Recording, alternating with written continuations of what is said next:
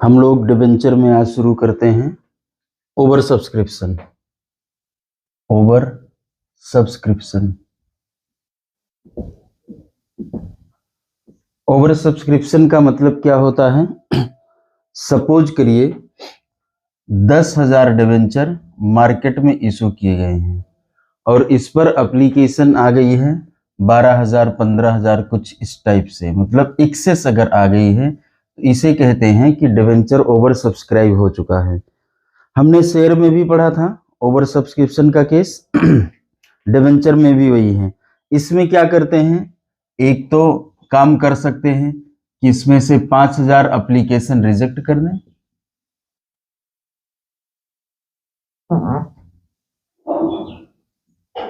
और 10,000 application allot कर दें। दूसरा ऑप्शन है कि हम इसको प्रोरेटा दे सकते हैं, प्रोरेटा अलॉटमेंट कर सकते हैं। और तीसरा ऑप्शन दोनों के कॉम्बिनेशन से है कि सपोज करिए 2,000 एप्लीकेशन हमने रिजेक्ट कर दिया, इसके बाद बचा 13,000 एप्लीकेशन, इसको हमने प्रोरेटा अलॉटमेंट कर दिया। या इसी में कैटेगरी भी बना सकते हैं, 2,000 रिजेक्ट कर दिया, 1,000 को फुल अलॉट कर दिया और जो बच रहे हैं कितना भी 12,000, इनको अब 9,000 जो बचे हुए हैं एडवेंचर उतना अलॉट कर दिया। इस तरीके से एक कोई कॉम्बिनेशन बनाया जा सकता है। हम लोग एक इलस्ट्रेशन लेते हैं और उसके माध्यम से इस टॉपिक को समझते हैं क्या है।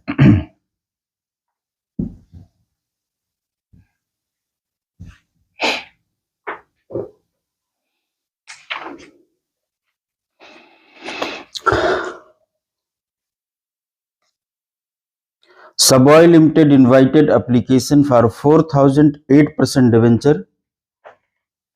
4,000 8% debenture of rupees 1,000 each at rate rupees 1,000 each, issued at premium of 20%, issued at premium of 20%. Applications were received for 6,000 debentures and allotment was made as follows.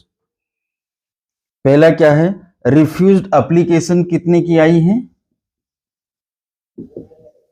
Applications हमारी आई हैं 6,000। ठीक, लिख रहे हैं refused allotment to applicants for 1,200 debenture, इसमें से 1,200 debenture refuse कर दिया गया है, नील अलॉटमेंट किया गया। जो 1,200 एप्लीकेशन आई, सॉरी डिबेंचर नहीं, एप्लीकेशन, इनका अलॉटमेंट नील है। Full allotment to applicants for 400 application हमारे पास ऐसी हैं जिनको हमने फुल अलॉटमेंट किया, मतलब पूरा 400 कर दिया। ठीक, इसके बाद remaining debentures on pro rata basis to other applicants, तो कितना बच रहा है?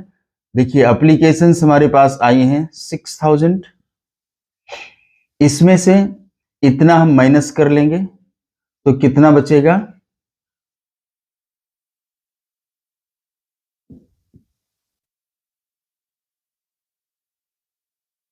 इन एप्लीकेशंस पर हमारे 3,600 डिवेंचर अलॉट हुए हैं। ठीक है, generalise the above transaction including cash transactions if issue price is payable along with the applications and issue price is payable in installment on application। तो पहले हमको ऐसे करना है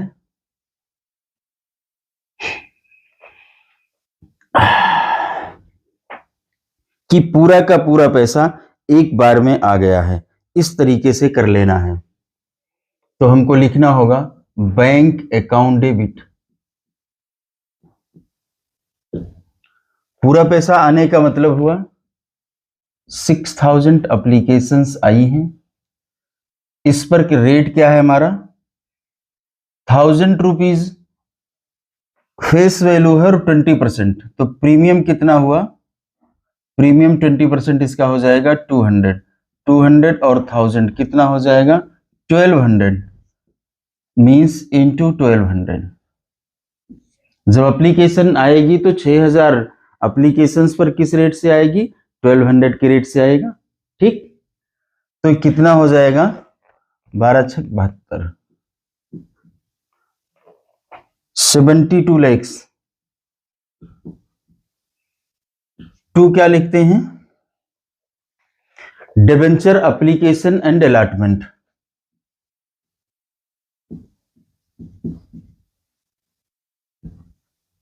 $72 lakhs।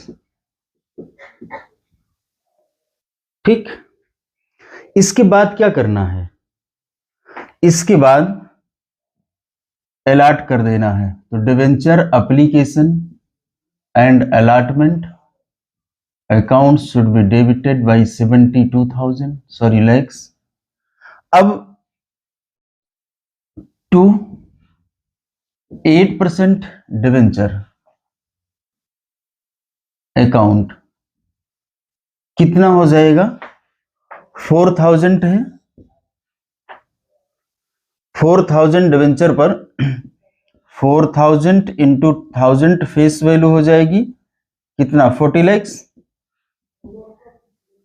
ठीक, 4000 इंटू प्रीमियम 200 कितना हो जाएगा 8 लैक्स।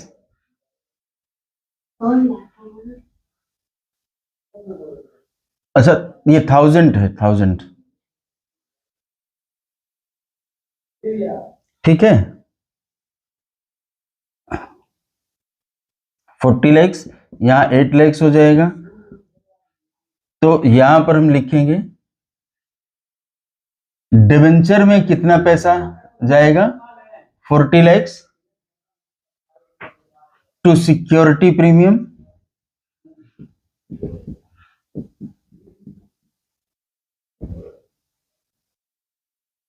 8 लैक्स।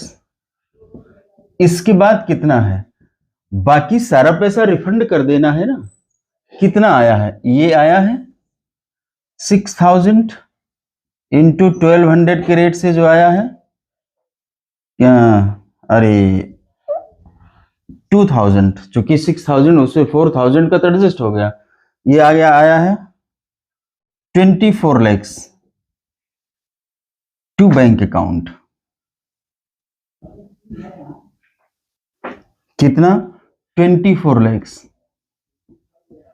अब आपके मन में क्वेश्चन आ रहा होगा बार बार कि भाई वो तो ठीक है, आपने फिर ये सब क्यों बना डाला, ये चीजें बनाने का पर्पज क्या रहा आपके, एंट्री तो ऐसे ही निपट गई, एंट्री क्या हुआ ऐसे ही निपट गया। लेकिन ये कब की बात है, ये बात तब की है जब पूरा का पूरा पैसा एप्लीकेशन के साथ में ही आ जाता है।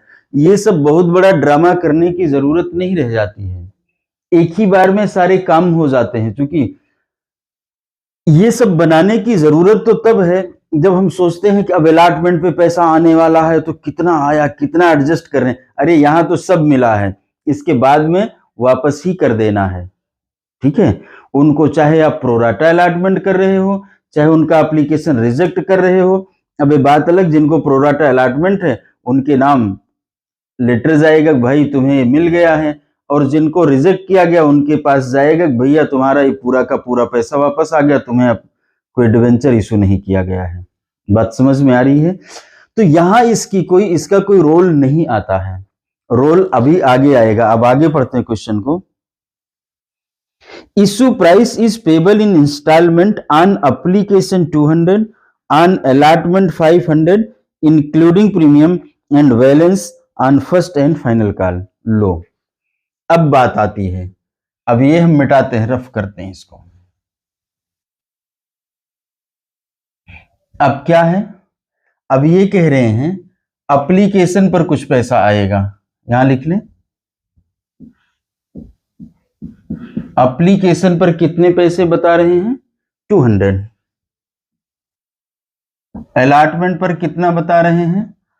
500, लेकिन इंक्लूडिंग प्रीमियम, इसका मतलब होता है 300 प्लस 200, और balance first and final call पर, तो कितना हुआ?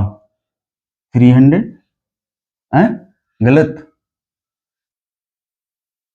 500, यही ना?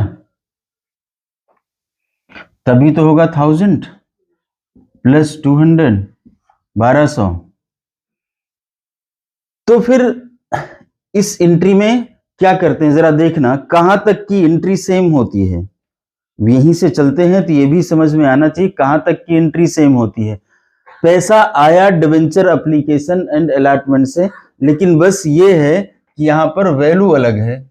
वैल्यू क्या आई है? 6000 इंटू, बोलिए किस वैल्यू से आया है? 200 से। तो 200 कितना हो जाएगा? 12 लाख। यहां पर हमने 12 लाख लिख दिया, यहां भी 12 हो जाएगा, ठीक।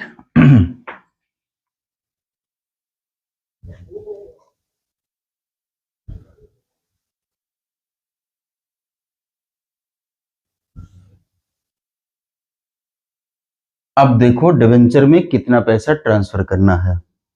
6000 का पैसा आया है, इस रेट से 12 लाख रुपए। यहां पर कह रहे हैं कि 1200 एप्लीकेंट ऐसे हैं जिनको कि कोई भी अलॉटमेंट नहीं किया गया है, तो उनका पैसा कहां ट्रांसफर करना होता है? बैंक में। तो हम क्या कहेंगे? टू बैंक अकाउंट 1200 इंटू 200, ठीक है, कितना हो जाएगा? 2,40,000 चलेगा, ठीक। और कुछ है? बताओ फटाफट से। अब ये है बचे कितने? 4800 बचे हैं, 4800 बचे हैं। इन पर हमें पैसा कितना मिल रहा है? 200 इंटू करते हैं 9,60,000 हुआ। डिवेंचर अकाउंट में कितना ट्रांसफर होगा तुरंत? कैसे? 4, हम इशू कितना करेंगे? 4000 ही तो करेंगे, इंटू 200, तो कितना हो जाएगा? 8 लाख। तो यहां पर डिवेंचर में जो ट्रांसफर होगा वो कितना हो गया? 8 लाख। बात समझ में आ रही है? टू, ये पैसा किसके लिए है? डिवेंचर अलॉटमेंट के लिए है। डिवेंचर अलॉटमेंट अकाउंट कितना है? 1,60,000 एक्स्ट्रा आ रहा है ना? इसमें कोई डाउट है तो पूछ लो, बताइए। नहीं ना? फिर अब हम कहेंगे अलॉटमेंट का सेम डे, इसी day, debenture allotment account debit ना, कितने से? 4000 इंटू कितनी वैल्यू है? 500, कितना हो जाएगा? 20 लाख, ठीक। टू 8% डिवेंचर अकाउंट 4000 इंटू 300, कितना हो जाएगा? 12 लाख। टू सिक्योरिटी प्रीमियम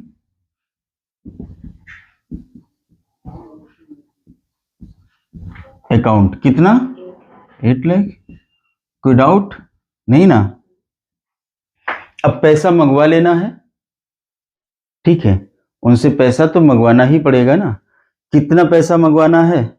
क्या कोई फेल्योर वेल्योर तो नहीं हुआ है? बताइए। नहीं, अब देखो, ध्यान देना है, डिवेंचर अलॉटमेंट इतने से क्रेडिट है और इतने से डेबिट है। बात समझ में आ रही? अगर मैं डिवेंचर अलॉटमेंट का यहां पर अकाउंट बना दूं, डिवेंचर अलॉटमेंट का अकाउंट बना दूं, देखो कैसे देखते हैं। डिवेंचर अलॉटमेंट अकाउंट, उसके क्रेडिट में है 1,60,000 और डेबिट में कितना है 20 लाख। तो बाई बैलेंस कितना होगा बोलिए? 18,40,000, यही ना? यही तो डिफरेंस आ रहा है। क्लियर? तो इसी को हमको खत्म करना है। कैसे? पैसा लेकर के, मतलब यहां पर हम क्या करेंगे, बाई बैंक लाना पड़ेगा हमको। कोई पैसा डूब तो रहा नहीं है, सारा आ ही रहा है, तो कोई दिक्कत नहीं है। हम लिख देते हैं टू डिवेंचर। ये बात समझ में आई ना? अगर डाउट है किसी को तो पूछ लो। To debenture allotment account 18,40,000। कुछ लोग इसी गणित में परेशान रह जाते हैं। और डेबिट क्या करेंगे? Bank account. इसीलिए मैंने चेक कर लिया कि कोई पैसा रुका तो नहीं है। 18,40,000, कोई दिक्कत? अब पैसा मांगेगा फर्स्ट एंड फाइनल कॉल का। कैसे मांगेगा? First and final call account debit. कितने से? 4,000 इंटू कितना? 20 lakh to 8% debenture account 20 lakh. दिख रहा पूरा ना? Bank account debit 20 lakh to first and final call account 20 lakh. Done. कुछ भी नहीं है। अगर हमने शेयर पढ़ लिया है, शेयर आता है, तो डिवेंचर में कहीं भी दिक्कत आने जैसी कोई बात ही नहीं होगी। ये हम लोगों ने जो क्वेश्चन किया, एक तो फुल पैसा एक बार में आया, फिर इंस्टॉलमेंट में पैसा आया, दोनों एक ही स्टेशन में कर लिया। इसमें रिजेक्शन भी था हमारा, प्रोराटा अलॉटमेंट भी था। ठीक है, तो सवाल में कुछ मुश्किल तो था ही नहीं, बहुत ही आसान सा था।